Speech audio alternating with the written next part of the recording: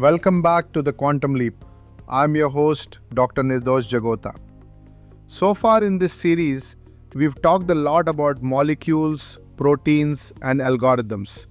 We've looked at how artificial intelligence is reinventing the chemistry of drug discovery. But today, we shift our focus to the most critical, the most expensive, and the most unpredictable variable in the entire pharmaceutical pipeline: the patient. For decades, clinical trials have operated on a fundamental limitation. You don't know how a drug will affect a human being until you actually give it to them. And because human biology is incredibly diverse, you have to give it to a lot of people over a long period of time to prove that it is both safe and effective. This is why clinical trials take years. It's why they cost hundreds of millions of dollars. And it's why, according to recent data, roughly 80% of trials face delays simply because they cannot enroll enough patients. But what if you didn't have to test the drug on the physical patient first? What if you could test it on a perfect digital replica of that patient? Today, we are exploring the radical concept of the patient digital twin.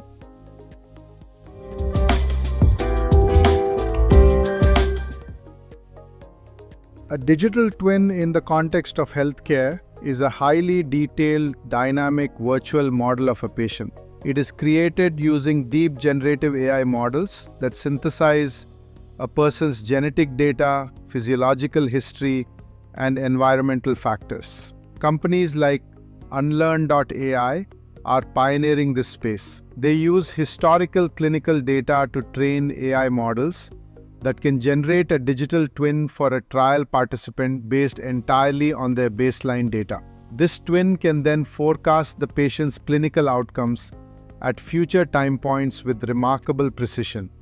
Imagine you are running a trial for a new Alzheimer's drug. Traditionally, you need a large control group, patients who receive a placebo, to compare against the group receiving the experimental drug.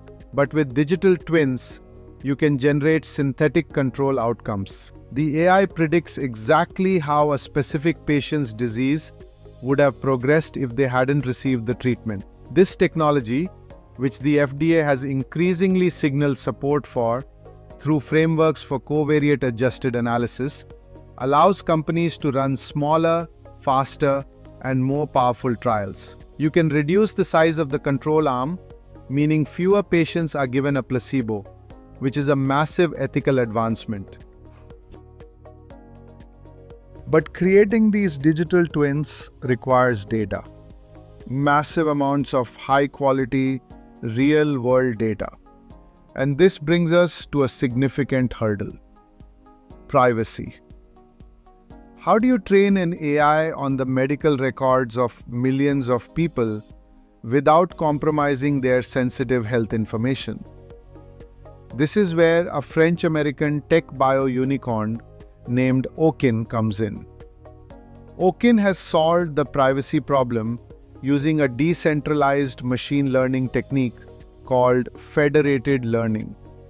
Instead of gathering patient data from various hospitals and pooling it onto a single, vulnerable central server, Owkin leaves the data exactly where it is, locked securely behind the firewalls of the hospitals. Instead of moving the data to the algorithm, they move the algorithm to the data.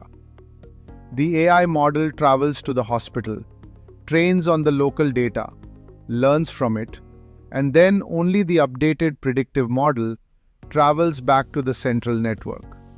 The raw patient data never leaves the hospital. This breakthrough has allowed Owkin to build unprecedented predictive models for personalized cancer treatments. In 2021, Sanofi invested $180 million into Owkin, recognizing that this technology could usher in what their chief scientific officer called the golden era of precision medicine. Owkin is now using this federated network to identify novel drug targets and predict patient survival rates with accuracy that outperforms traditional benchmarks. So we have the algorithms and we have the secure networks. But where does the continuous stream of real-world data come from to keep these digital twins updated? It comes from the patients themselves. We are entering the era of the decentralized clinical trial. We are moving the trial to the patient rather than forcing the patient to travel to the trial. And the key to this is wearable technology. In May of 2024, the FDA made a landmark decision.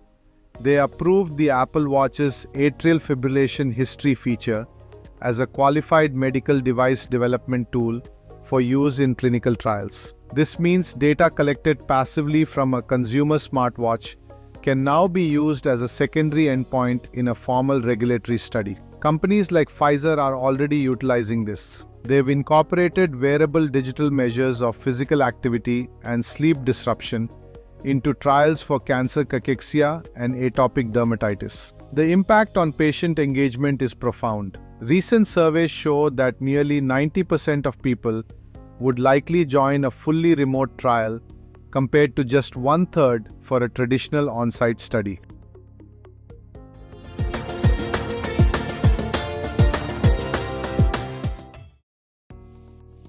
When you combine wearable sensors, federated learning and generative AI, you get the digital patient. It transforms the patient from a passive subject in a clinical trial into an active, continuous partner in research. It allows us to predict adverse events before they happen, match the right drug to the right biology, and bring life-saving medicines to market years faster than we ever thought possible. The digital twin isn't just a simulation. It is the blueprint for the future of personalized medicine. Join me next time on the Quantum Leap as we dive into the world of generative biology and explore how AI is designing novel proteins that nature never invented. Thank you for listening,